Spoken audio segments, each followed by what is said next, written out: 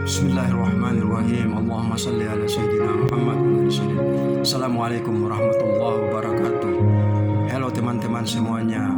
Kami dari Quran dan Modern Science Channel. Kami ingin menguraikan judul kami atau topik kami hari ini, yaitu yang berjudul manusia nomor satu yang pernah ada di alam semesta ini.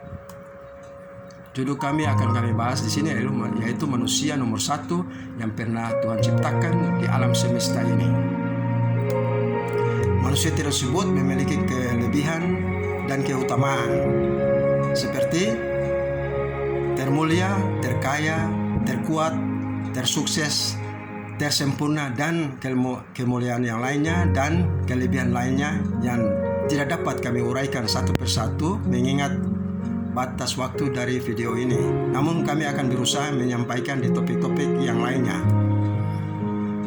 Referensi utama kami adalah Al-Quran dan hadis Nabi SAW dan beberapa buku yang diuraikan oleh para ulama dan juga perpustakaan dari seluruh universitas Islam di seluruh Indonesia dan di seluruh dunia.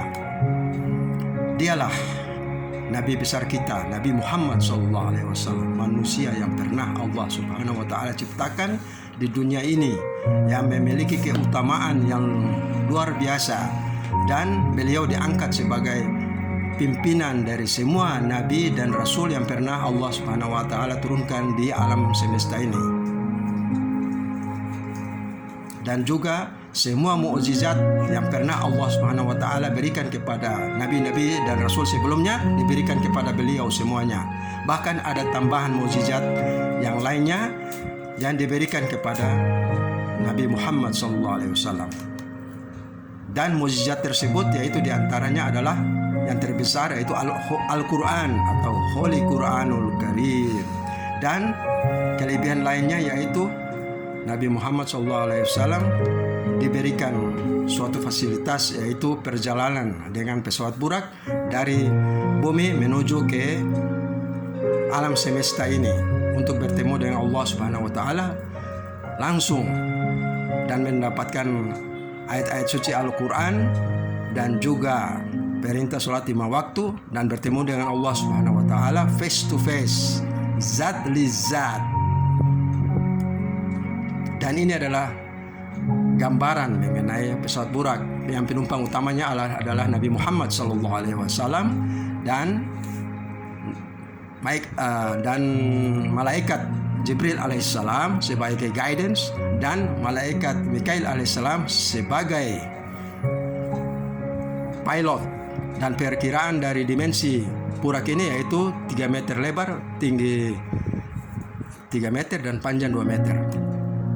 Dan pada saat melakukan perjalanan Isra Miraj, Nabi Muhammad SAW diinformasikan mengenai surga dan neraka dan semua fasilitas yang ada di Center of Universe atau center dari pusat dari alam semesta ini yang sifatnya invisible. Yaitu diantaranya adalah 7 lapis langit, pohon sider, ars, kalem, Lauhi Mahfuz yaitu tempat penyimpanannya Al-Quran, database management system yang disimpan di Ars Department, dan pohon sider yang akarnya mulai dari lapis ke-6 daripada 7 lapis langit dan ujungnya atau ujung dari pohon sider adalah lapis ke-7 dari lapis langit ke-7. Dan di sana bertemu Nabi Ibrahim alaihissalam dan Nabi Muhammad SAW diperlihatkan Baitul Maqmur yaitu Ka'bah para malaikat, karena setiap hari Allah Subhanahu wa Ta'ala ciptakan 70.000 malaikat untuk berzikir di dalam Ka'bah Baitul Maqmur, Ka'bahnya para malaikat. Kemudian sesudah itu seluruh malaikat menuju kepada bumi dengan melalui 7 lapis langit dan langsung menuju Ka'bah.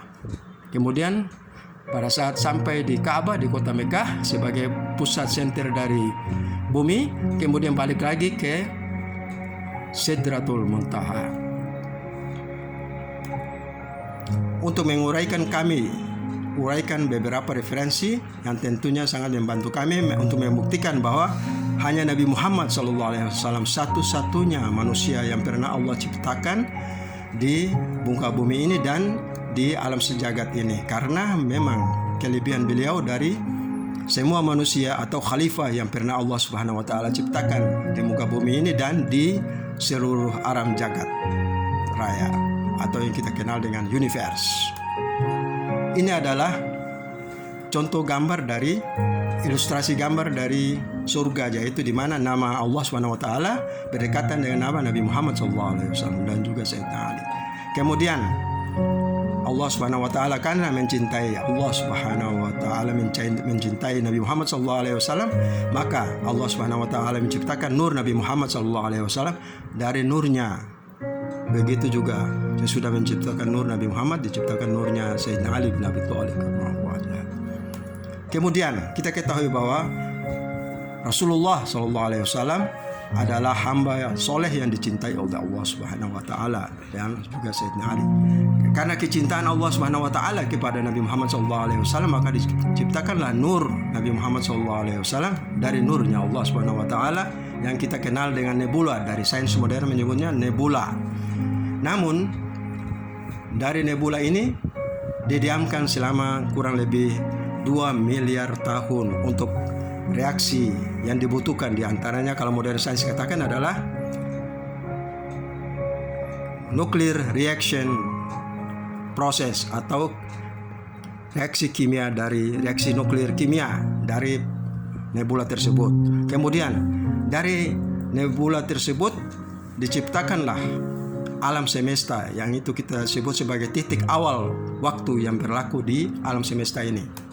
Ini adalah salah satu ilustrasi bahwa alam semesta ini diciptakan oleh Allah Subhanahu wa taala, dan Allah Subhanahu wa taala menciptakan alam semesta ini dari nurnya Nabi Muhammad SAW.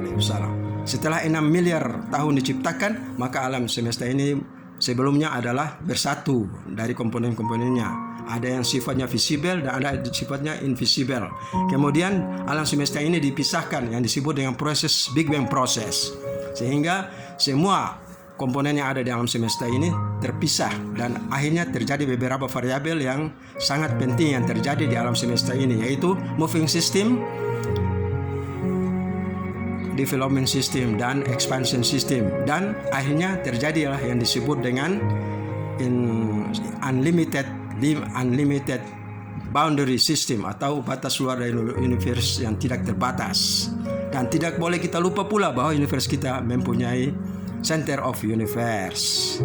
Di antaranya adalah 7 lapis langit. 7 lapis langit itu adalah salah satu komponen dari center of universe yang membuat balance system atau keseimbangan dari universe kita ini atau alam semesta kita ini. Sedangkan yang lain-lainnya adalah Ars, Kalam, Lauhi Mahfuz, Kursi Departemen, Sidr, Tri, dan yang paling tinggi dari Center of Universe adalah Center of Universe adalah Sidratul Muntaha, di mana tempatnya pertemuan Nabi Muhammad SAW dengan Allah Subhanahu wa taala Azza wa Jalla. Dan ini adalah ilustrasi gambar bahwa setelah proses Big Bang Process terjadilah suatu sistem yang disebut dengan moving system, development system, dan expansion system dari semua komponen yang ada di dalam sistem alam jagat raya kita ini. Akhirnya terjadi yang proses yang disebut dengan unlimited boundary system, itu batas luar sistem kita, batas luar alam semesta kita yang tidak terbatas. Dan ini adalah ilustrasi daripada 7 lapis langit yang merupakan salah satu komponen dari Center of Universe. Dan ini adalah salah satu komponen dari alam semesta kita, yaitu galaksi. Dan beribu-ribu bintang terdapat dalam galaksi ini yang kita sebut dengan galaksi Bima Sakti atau Milky Way galaksi. Dan bumi kita terdapat di dalam salah satu solar system daripada galaksi tersebut, yaitu bumi kita dan beberapa planet berputar mengelilingi matahari. Yang ditunjukkan di panah ini adalah posisi daripada solar system kita, sedangkan bumi berada di salah satu daripada sistem tersebut. Dan ini adalah teleskop James Webb yang paling tercanggih saat ini. Dan ini adalah teleskop Hubble yang tercanggih juga, tapi sudah ada generasi yang begitu lebih canggih dari ini, yaitu James Webb. Namun mereka hanya bisa memantau atau hanya bisa mengobservasi sistem atau komponen yang sifatnya visible system. Sementara invisible system belum bisa mereka lakukan. Alhamdulillah, sebagai Muslim kita sudah diinformasikan oleh Al-Quran sejak abad ke-7 hingga sekarang, bahwa kita sudah mengetahui apa yang disebut dengan komponen-komponen dari Center of Universe. Dan kita sudah tahu tersebut seperti yang sudah saya uraikan di atas, sejak abad ke-7 kita sudah tahu. Namun mereka walaupun sudah punya teknologi begitu canggih, mereka belum bisa melihat apa yang disebut daripada komponen-komponen daripada Center of Universe. Alhamdulillahirabbil alamin. Kedua, daripada referensi kami yang kami uraikan adalah bahwa Nabi Muhammad SAW mempunyai keutamaan disebabkan karena pada saat Nabi Adam AS diciptakan bersamaan atau schedule paralel dengan penciptaan alam semesta ini, Nabi Adam dan makhluk-makhluk lain juga diciptakan. Namun pada saat Nabi Adam AS diciptakan, mereka tinggal di surga, dan namun Allah SWT melarang mereka memakan buah khuldi. Namun karena mereka kehilaf, sehingga setelah beberapa lama mereka tinggal di surga, mereka memakan buah khuldi, dan Allah SWT menurunkan mereka di muka bumi sebagai khalifah di muka bumi ini, dan mereka bertemu di daerah yang kita kenal dengan daerah pertemuan dari seluruh umat Islam pada saat naik haji, yaitu di Gunung Jabal Rahmah. Dan Allah SWT mengampuni Nabi Adam AS setelah Nabi Adam AS bertawasul kepada Nabi Muhammad SAW. Karena pada saat penciptaan awal atau pada saat Nabi Adam berada di surga, Nabi Adam pernah melihat pertama kali yaitu nama Allah SWT di pintu surga berdekatan dengan nama Nabi Muhammad SAW.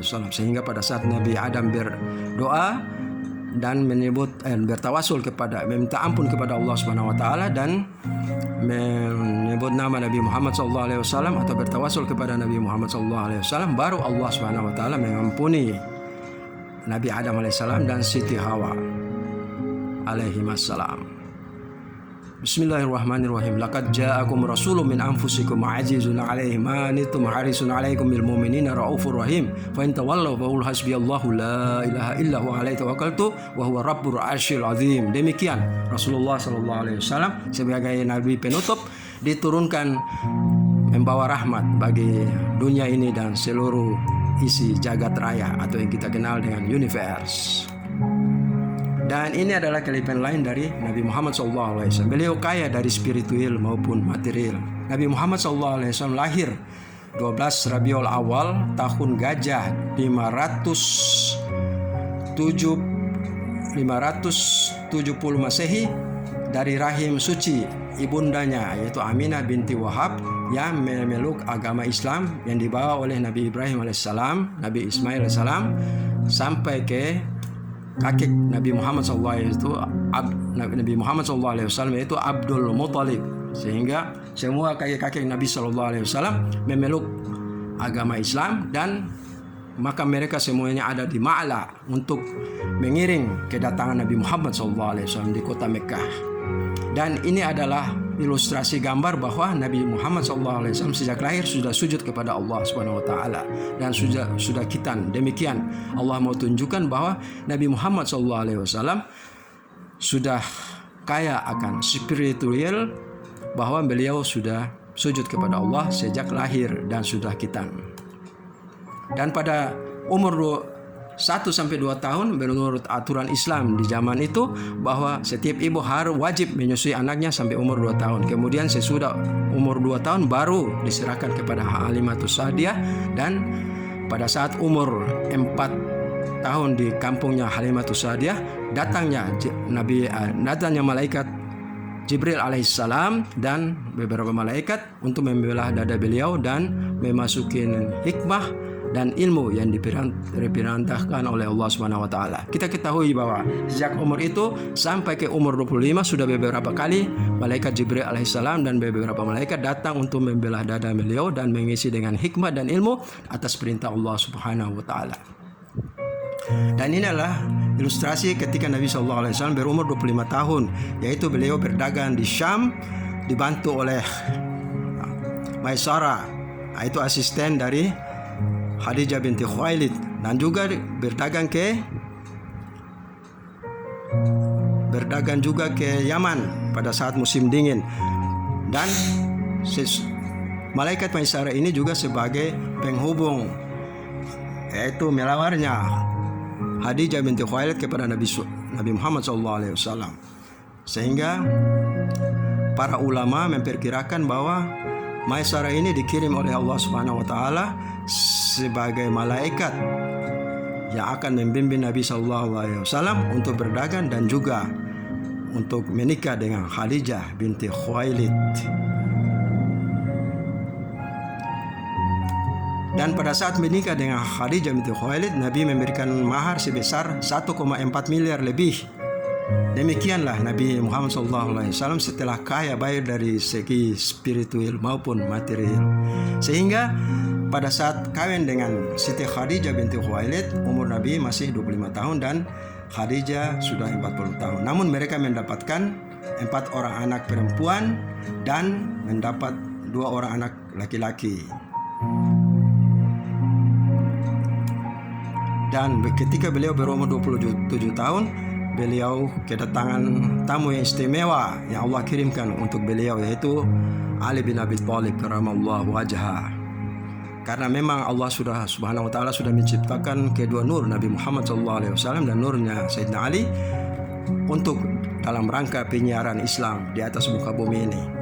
Sehingga Sayyidina Ali disebut sebagai putra Ka'bah karena ibunya Fatimah As'ad melahirkannya dalam Ka'bah, dan rezeki makanan selama berminggu-minggu di dalam Ka'bah diberikan oleh Allah Subhanahu wa taala melalui perantaraan malaikat Jibril alaihissalam.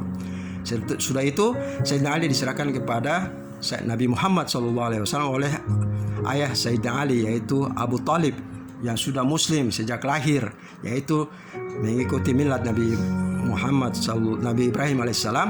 Waktu Nabi Muhammad SAW menikah dengan Siti Khadijah binti Khuwailid, yang menulis surat nikah dengan cara Islam adalah Sayyidina Abu Talib, paman Nabi. Sehingga pada saat pertama kali melihat Nabi Muhammad, baru Sayyidina Ali radhiyallahu anhu membuka matanya, karena memang Allah Subhanahu wa taala telah mentakdirkan bahwa Sayyidina Ali harus bertemu Nabi Muhammad SAW. Sehingga pada saat bertemu Nabi Muhammad SAW, baru mata Sayyidina Ali terbuka untuk melihat Nabi Muhammad SAW pertama kali di dunia ini. Ini adalah ilustrasi gambar dari Gua Hira yang ada di kota Mekah, yaitu di Gunung Jabal Nur. Pada umur 28, 29, dan 40, Nabi selalu menaiki gunung tersebut untuk mengadakan pendekatan dengan Allah Subhanahu wa taala.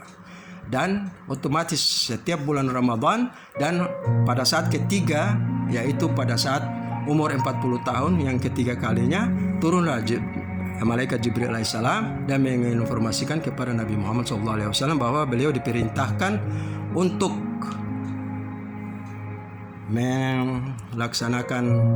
menyebarkan agama Islam. Dan kaget Nabi SAW waktu itu, sehingga Nabi gemetar karena betapa berat yang akan Nabi bawa di permukaan bumi, yaitu agama Islam. Padahal level Nabi pada saat itu sudah level ma'rifat kepada Allah Subhanahu wa taala, sudah ngomong langsung dengan Allah Subhanahu wa taala, artinya sudah tinggi.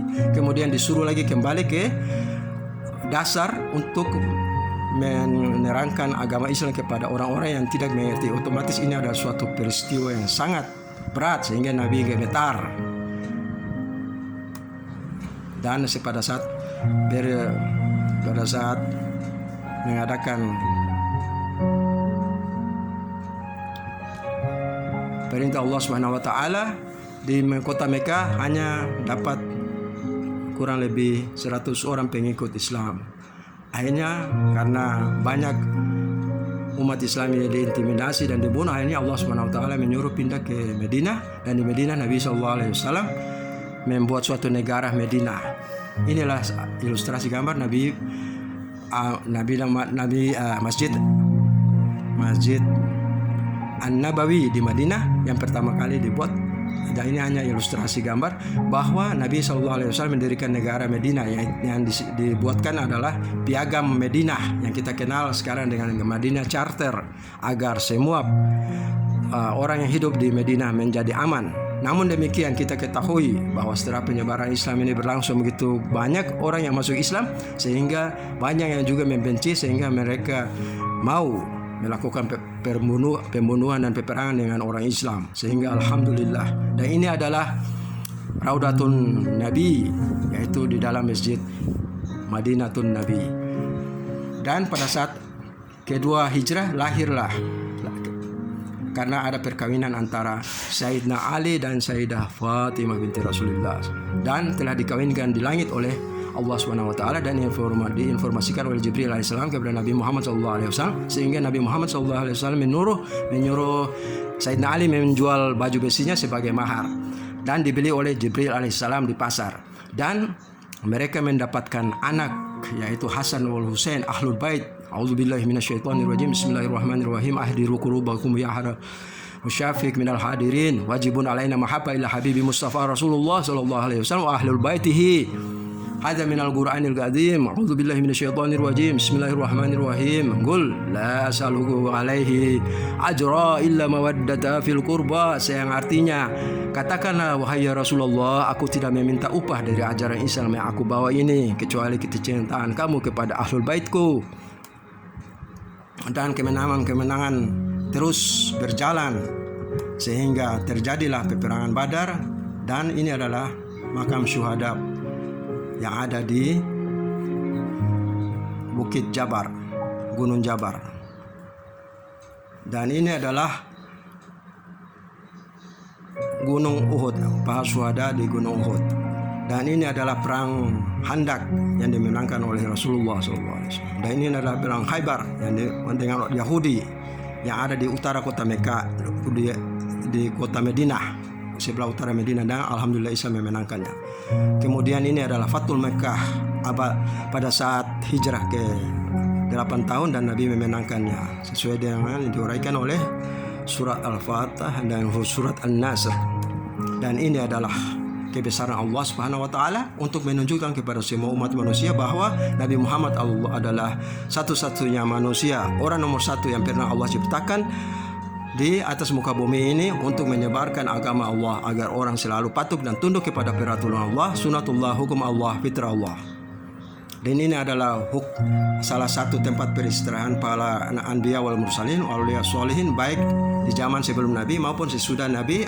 Banyak wali-wali yang diizinkan oleh Allah Subhanahu wa taala bisa masuk ke gunung gaib, salah satu gunung yang ada di bumi, dan karena umat Nabi Muhammad SAW didoakan oleh Nabi Muhammad SAW, dan Allah mengabulkannya bahwa aulia as-solihin dari umat Nabi Muhammad boleh menempati gunung tersebut, dan hanya bisa dilihat oleh mereka.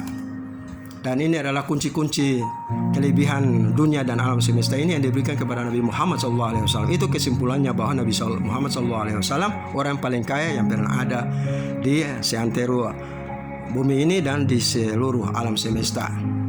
Dan ini adalah Padang Arafah, tempat pertemuan Nabi Adam alaihissalam dan Siti Hawa pertama kali. Dan ini juga khutbah perpisahan Nabi Muhammad SAW, karena Nabi sudah merasakan akan tidak akan bertemu lagi di tahun yang depan pada saat musim haji, sehingga Nabi sudah menyampaikan bahwa telah disempurnakan agama Islam sebagai agama umat manusia, dan telah diridhoi umat agama Islam sebagai agama seluruh umat manusia di seluruh alam semesta ini.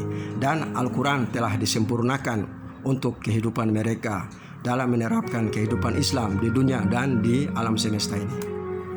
Karena ini adalah makam Nabi Muhammad SAW di Madinah, dan ini adalah pintu gerbang Nabi Muhammad SAW, Sayyidina Abu Bakar As-Siddiq dan Sayyidina Umar bin Khattab. Dan ini adalah makam Baqi tempatnya Sayyidah Fatimah binti Rasulullah SAW dan cucu beliau yaitu Hasan radhiyallahu anhu, dan juga beberapa keluarga Nabi yang ada di pemakaman Baqi ini.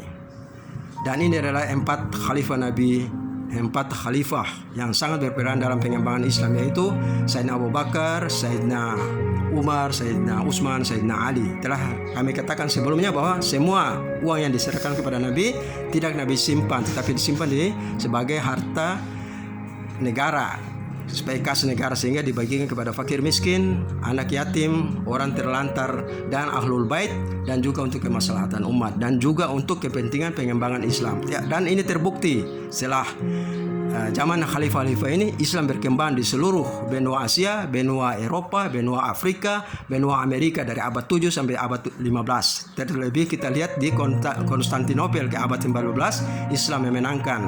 Mereka adalah superpower atau Romawi, negara superpower saat itu. Begitu juga Kisrah di Suriah, negara superpower, dikalahkan semuanya oleh orang Islam. Alhamdulillah, terbukti Nabi Muhammad SAW sangat kaya, meninggalkan harta yang begitu banyak, tapi digunakan untuk kemaslahatan penyiaran agama Islam di muka bumi dan di seluruh jagat raya. Ketiga, beberapa buku yang disusun oleh para ulama sangat membantu sekali untuk membuktikan tentang topik kami ini, yaitu diantaranya lah guru kami, yaitu Habib Muhammad bin Alwi Al-Maliki Al-Hasani almarhum, makamnya di Ma'lah, kota Mekah, dan beliau menguraikan tentang kesempurnaan kehidupan Nabi Muhammad SAW. Kemudian juga buku yang diciptakan oleh orang Yahudi yang bernama Michael Hart yang berjudul 100% yang sangat berpengaruh dalam sejarah, yaitu Nabi Muhammad adalah nomor 1. Begitu juga buku yang disusun oleh John William Draper dari Eropa. Dia menuliskan bahwa History the Intellectual Development of Europe, dan dia menyatakan bahwa pengaruh kehidupan seluruh manusia saat ini baik di Eropa, Asia, Eropa, Amerika dan selainnya ada pengaruh dari reformer yang dilakukan oleh Nabi Muhammad SAW. Dan juga ini adalah Einstein dan Gandhi juga mengakui bahwa Nabi Muhammad SAW adalah reformer yang pernah ada di muka bumi ini. Begitu juga Abraham Lincoln adalah salah satu presiden, yaitu presiden ke-16 Amerika Serikat, yang memberi informasi kepada semua manusia bahwa kalian semua harus mengetahui Allah Subhanahu wa taala, Nabi Muhammad sallallahu alaihi wasallam, dan Sayyidina Ali. Dan juga segala macam basic science yang ada di muka bumi ini disiarkan dan disebarkan oleh Nabi Muhammad sallallahu alaihi wasallam, sehingga membantu sophisticated teknologi saat ini. Kesimpulan, Nabi Muhammad SAW terbukti sebagai manusia nomor 1 yang pernah ada, yang diciptakan Allah SWT untuk kemaslahatan semua manusia dan makhluk yang ada di dunia dan di alam semesta sampai saat ini. Dan ini terbukti. Jangan lupa untuk subscribe kami dari Al-Quran dan Modern Science. Terima kasih. Sampai ketemu di topik kami yang berikutnya. Wassalamualaikum warahmatullahi wabarakatuh.